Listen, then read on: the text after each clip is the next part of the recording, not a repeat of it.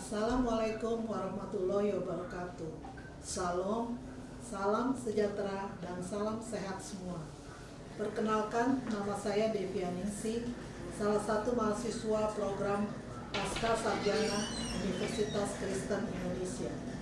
Video ini saya buat secara singkat dan sederhana dengan keterbatasan penyaji dalam kepentingan pemenuhan tugas mata kuliah hukum perbankan dan lembaga keuangan dengan dosen pengampu Ibu Dr. Diana Ria Winanti Napitupulu, Sarjana Hukum, Magister Hukum, MKN, MSc. Judul yang akan kami angkat adalah tentang pegadaian.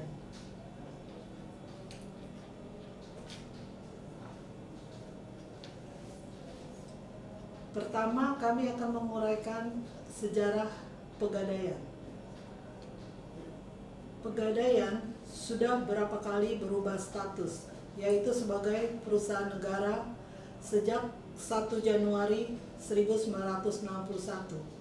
Kemudian berdasarkan peraturan pemerintah nomor 7/1969 menjadi perusahaan jawatan, dan selanjutnya berdasarkan peraturan pemerintah nomor 10 tahun 1990 yang diperbarui dengan peraturan pemerintah nomor 103 tahun 2000.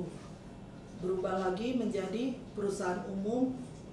Kemudian pada tahun 2011 perubahan status kembali terjadi, yakni dari perum menjadi perseroan yang telah ditetapkan dalam peraturan pemerintah nomor 51/2011 yang ditandatangani pada tanggal 13 Desember 2011.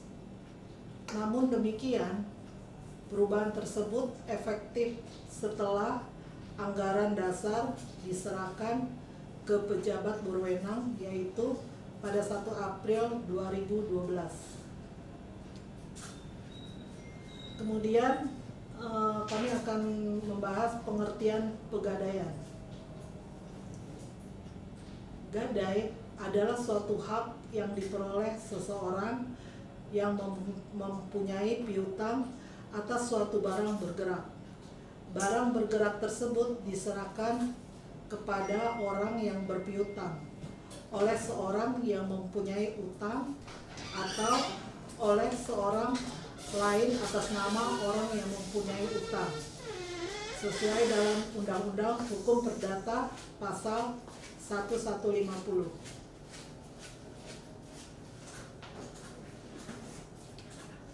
Secara umum, usaha gadai diartikan sebagai kegiatan menjaminkan barang berharga kepada pihak tertentu guna memperoleh sejumlah uang, dan barang yang dijaminkan akan ditebus kembali sesuai perjanjian antara nasabah dengan lembaga gadai.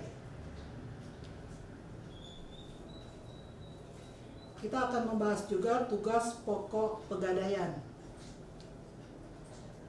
Tugas pokok pegadaian salah satunya adalah menyalurkan uang pinjaman atas dasar hukum gadai dan usaha-usaha lain yang berhubungan dengan tujuan pegadaian atas dasar materi. Yang kedua, memberi pinjaman kepada masyarakat atas dasar hukum gadai agar masyarakat tidak dirugikan oleh kegiatan lembaga keuangan non-formal yang cenderung memanfaatkan kebutuhan dana mendesak dari masyarakat. Manfaat pegadaian. Bagi nasabah, manfaat pegadaian adalah manfaat yang diperoleh nasabah yang meminjam dari perum pegadaian adalah ketersediaan dana dengan prosedur yang relatif lebih sederhana dan dalam waktu yang lebih cepat, terutama apabila dibandingkan dengan kredit perbankan.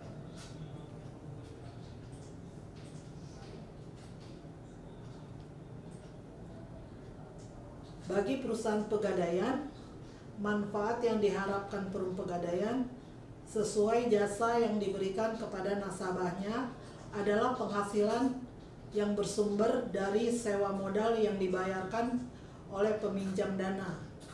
Penghasilan yang bersumber dari ongkos yang dibayarkan oleh nasabah memperoleh jasa tertentu dari perum pegadaian.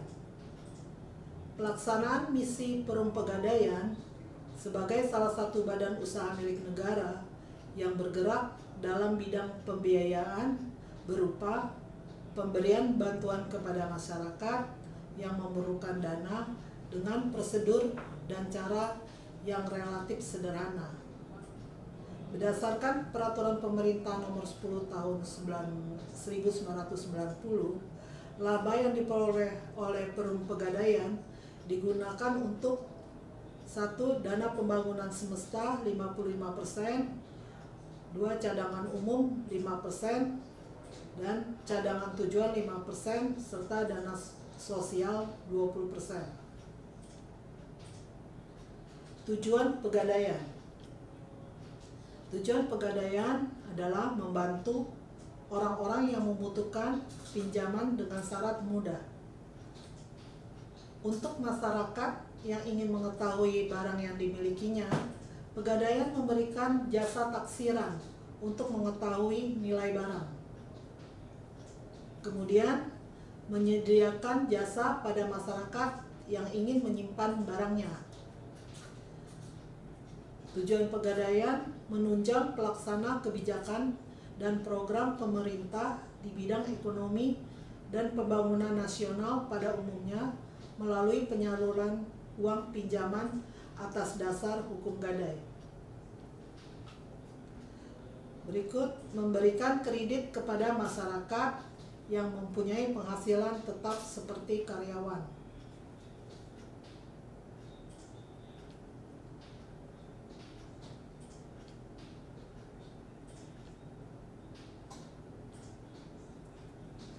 Pegadaian dapat dibedakan menjadi pegadaian konvensional dan pegadaian syariah. Pegadaian konvensional pengertiannya yaitu suatu hak yang diperoleh oleh orang yang berpiutang atas suatu barang yang bergerak yang diserahkan oleh orang yang berpiutang sebagai jaminan utangnya, dan barang tersebut dapat dijual oleh yang berpiutang bila yang berutang tidak dapat melunasi kewajibannya pada saat jatuh tempo. Kemudian kita akan membahas mekanisme kerja pegadaian konvensional. Cara kerja pegadaian yang konvensional ini adalah dengan cara orang yang perlu uang datang ke tempat pegadaian. Kemudian mereka akan menyerahkan barang yang akan digadaikan. Barang yang akan digadaikan ini akan ditaksir oleh petugas dan nilai taksirannya akan diberikan dalam bentuk uang, sehingga orang yang memerlukan uang akan menerima sejumlah uang sesuai nilai taksir barang yang digadaikannya. Mereka biasanya menggadaikan barangnya selama 4 sampai 6 bulan sesuai yang disepakati. Tetapi biasanya tidak lebih dari 1 tahun. Jadi biasanya kegunaan ini akan berbeda dari bank yang bisa 2 atau 3 tahun untuk kegunaan yang mendesak. Kemudian kita akan membahas pegadaian syariah. Pegadaian syariah menjadikan sesuatu barang yang mempunyai nilai harta dalam pandangan syara sebagai jaminan hutang yang memungkinkan untuk mengambil seluruh atau sebagian utang dari orang tersebut. Mekanisme kerja pada pegadaian syariah. Pertama, apabila ada orang yang membutuhkan uang dan mereka datang ke Pegadaian Syariah, maka secara teknis akan dilakukan penaksiran terhadap barang yang akan digadaikan. Kemudian, setelah dilakukan penaksiran terhadap barang yang digadaikan, orang tersebut akan mendapatkan sejumlah dana sesuai nilai taksiran tersebut. Sampai sini masih sama dengan pegadaian konvensional, di mana terjadi proses pinjam-meminjam uang. Bedanya di pegadaian konvensional dikenakan bunga, yang biasa disebut juga jasa uang. Sedangkan di syariah, mereka tidak bisa mengenakan bunga atau jasa uang.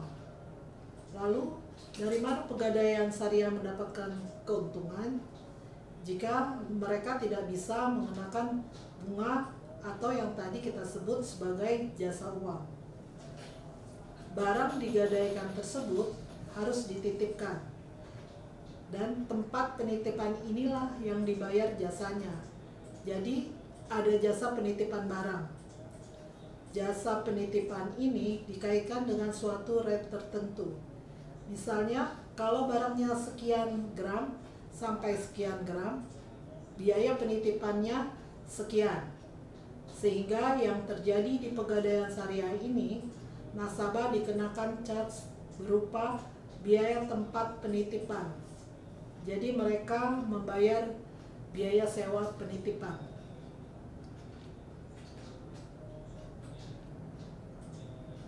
Di sini kita akan melihat perbedaan pegadaian konvensional dan pegadaian syariah. Pegadaian konvensional didasarkan pada peraturan pemerintah nomor 103 tahun 2000. Sedangkan pegadaian syariah didasarkan pada peraturan pemerintah nomor 103 tahun 2000 dan hukum agama Islam. Berdasarkan pegadaian konvensional, berdasarkan biaya administrasi, berdasarkan prosentasi, berdasarkan golongan barang. Sedangkan pada syariah, biaya administrasi menurut ketetapan berdasarkan golongan barang. Dalam pegadaian konvensional, lama pengembalian pinjaman lebih dari perjanjian barang gadai lebih dari perjanjian barang gadai dilelang kepada masyarakat. Sedangkan pada syariah, bila mana lama pengembalian pinjaman lebih dari akad, barang gadai nasabah dijual kepada masyarakat. Sewa modal pada pegadaian konvensional dihitung dengan prosentasi kali uang pinjaman. Sedangkan pada syariah, jasa simpanan dihitung dengan konstanta kali taksiran. Pada konvensional maksimal jangka waktu 4 bulan, sedangkan syariah maksimal jangka waktu 3 bulan.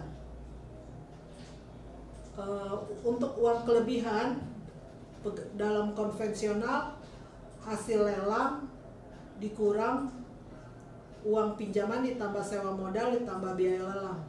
Sedangkan dalam syariah, uang kelebihan sama dengan hasil penjualan dikurang uang pinjaman ditambah jasa penitipan ditambah biaya penjualan. Dalam konvensional, bila dalam 1 tahun uang kelebihan tidak diambil, uang kelebihan tersebut menjadi milik pegadaian.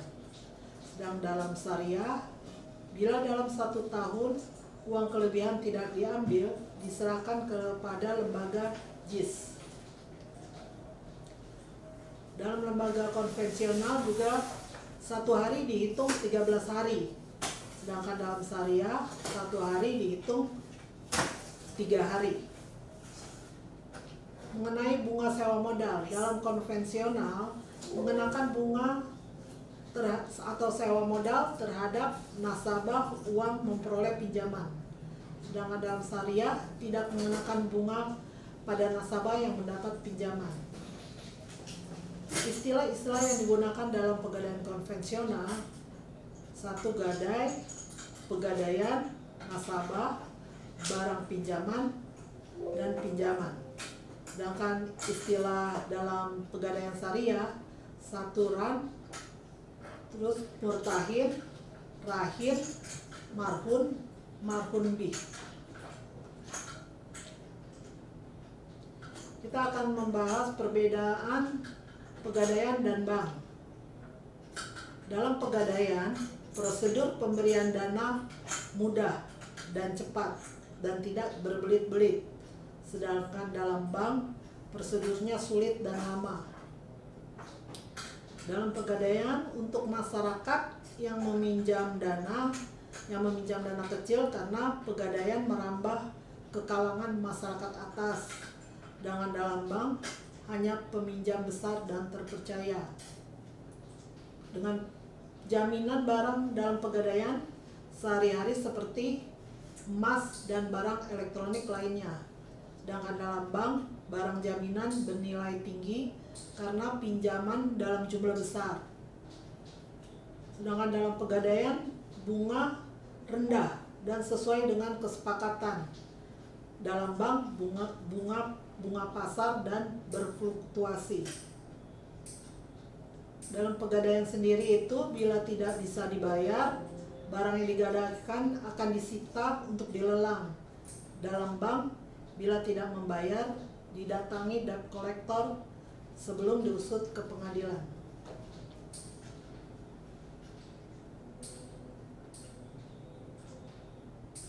Produk dan layanan. Produk dan layanan banyak, ada yang pertama, kredit cepat aman atau KCA. KCA adalah pinjaman berdasarkan hukum gadai dengan prosedur pelayanan yang tidak mudah, aman dan cepat. Dengan usaha ini, pemerintah melindungi rakyat kecil yang tidak memiliki akses ke dalam perbankan. Kedua, kredit angsuran sistem fidusia atau kreasi. Kreasi adalah kredit dengan sistem fidusia yang diberikan kepada usaha mikro kecil dan menengah atau UMKM untuk mengembangkan usahanya. Gadai sendiri adalah suatu hak yang diperoleh seseorang yang mempunyai piutang atas suatu barang bergerak.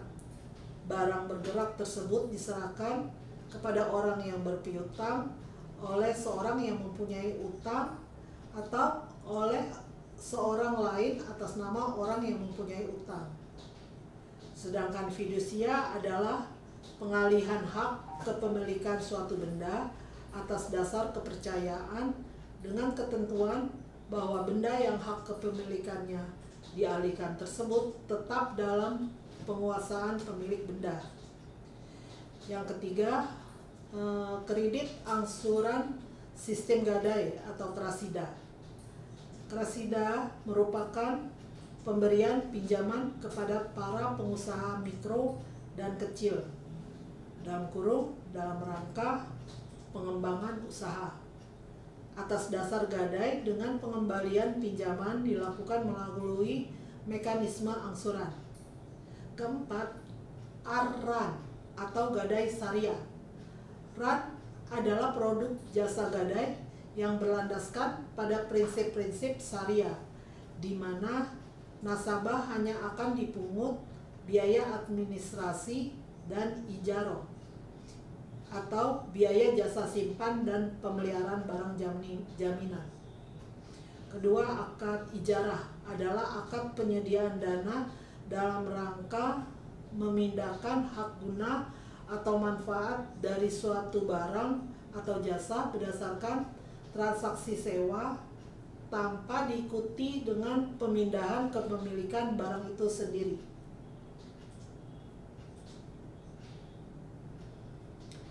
Yang kelima, jasa taksiran. Jasa taksiran adalah suatu layanan kepada masyarakat yang peduli akan harga atau nilai harga benda miliknya. Yang keenam, jasa titipan. Dalam dunia perbankan, Layanan ini dikenal sebagai safe deposit box. Harta dan surat berharga perlu dijaga keamanannya agar tidak sampai hilang, rusak, atau disalahgunakan orang lain. Yang ketujuh, kredit usaha rumah tangga atau KRISTA. KRISTA adalah kredit yang diberikan kepada usaha rumah tangga untuk pengembangan usahanya. Ke-8, kiriman uang cara instan, cepat, dan aman atau KUCICA adalah suatu produk pengiriman uang dan pengiriman uang dalam dan luar negeri yang bekerja sama dengan Western Union. Ke-9, ARAN. ARAN ini untuk usaha mikro kecil atau ARUP. Bagi Anda para pengusaha mikro kecil, kini telah hadir pembiayaan ARUP untuk pengembangan usaha Anda dengan berprinsip syariah. Jenis-jenis barang yang bisa digadaikan antara lain barang-barang elektronik berupa laptop, TV, kulkas, radio, tape recorder, VCD atau DVD, radio kaset. Kedua, berupa kendaraan seperti sepeda motor, mobil. Yang ketiga, barang-barang rumah tangga. Keempat, mesin berupa mesin jahit, mesin motor kapal. Yang kelima, barang-barang lain yang dianggap bernilai seperti surat-surat berharga baik dalam bentuk saham, obligasi maupun surat-surat berharga lainnya. Keuntungan usaha gadai.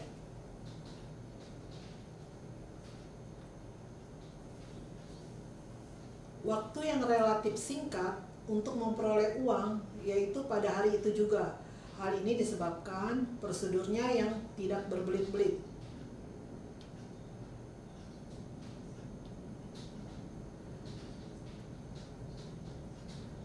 Kemudian, persyaratan yang sangat sederhana sehingga memudahkan konsumen untuk memenuhinya.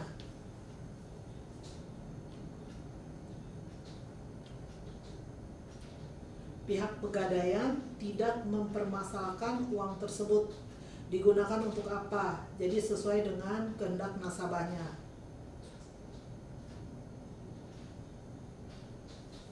Sumber-sumber dana pegadaian. Untuk memenuhi kebutuhan dananya, perum pegadaian memiliki sumber-sumber dana sebagai berikut. Modal sendiri.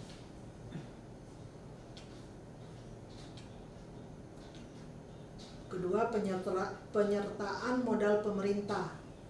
Kemudian pinjaman jangka pendek dari perbankan. Pinjaman jangka panjang yang berasal dari kredit lunak Bank Indonesia.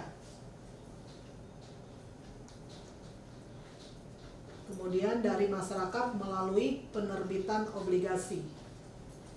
Demikian video yang secara sederhana, secara paparan materi, dan saya mohon maaf atas setiap kekurangan dan keterbatasannya, dan hal ini memang bagi kami masih membutuhkan pendalaman yang lebih serius dalam judul topik bahasan tentang pegadaian. Dan ini pun saya buat untuk memenuhi tugas mata kuliah hukum perbankan dan lembaga keuangan yang kedepannya kami sangat membutuhkan masukan serta bimbingan secara khusus dari dosen pengampu yang kami hormati, Ibu Dr. Diana Ria Winanti Napitupulu, SH, MH, MKN, MSc, sebagai bekal atau proses pembelajaran kami akan lebih baik. Jangan lupa subscribe, like, comment, dan share video channel YouTube dari Dr. Diana Ria Winanti Napitupulu, SH, MH, MKN, MSc.